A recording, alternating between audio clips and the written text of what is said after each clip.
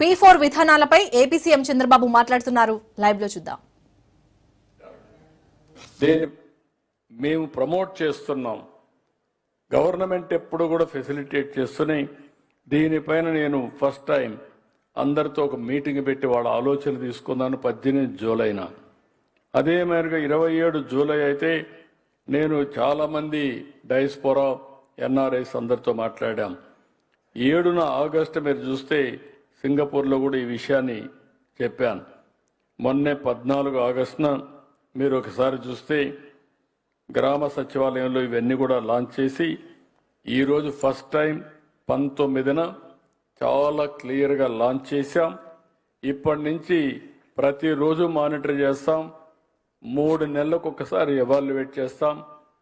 ఏ మార్గదర్శకులు బాగా పనిచేశారో, ఏ బంగారు కుటుంబాలు బాగా పైకొచ్చాయో అవన్నీ ఎప్పటికప్పుడు పెట్టి ముందుకు పోతామని చెప్పి కూడా నేను మీకు తెలియజేస్తున్నా. ఈ కార్యక్రమంలో అందరు ఎమ్మెల్యేలు ఇన్వాల్వ్ చేశాం, ఎంపీలు ఇన్వాల్వ్ చేశాం, బిజినెస్ పీపుల్ ఇన్వాల్వ్ చేశాం, ఇంటలెక్చువల్స్ అందరినీ కూడా కోరాను. ఎవరైతే ఈ కార్యక్రమంలో ముందుకు రాగలుగుతారో ఎన్జిఓస్ అందరినీ కూడా ఇన్వాల్వ్ చేశాం. ఈ కార్యక్రమాలు చేసిన తర్వాత మీరు ఒకసారి చూస్తే చాలా మంచి ఫలితాలు వచ్చాయి. ఫలితాల్లో కూడా మీరు చూసినప్పుడు చాలా ఇప్పటి వరకు ఒక మంచి బంగారు కుటుంబాలు 98,000తో స్టార్ట్ అయింది.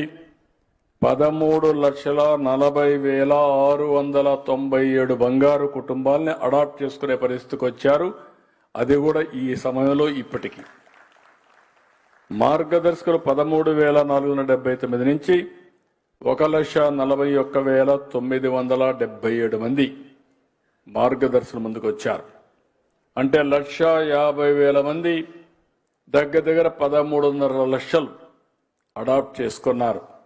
నా ఆలోచన 15 లక్షలు పెట్టుకున్నాం. దీంట్లో కూడా కొంతమంది బంగారు కుటుంబాలు ఏవైతే 21 లక్షల్లో ఐడెంటిఫై చేసుకోమన్నాం.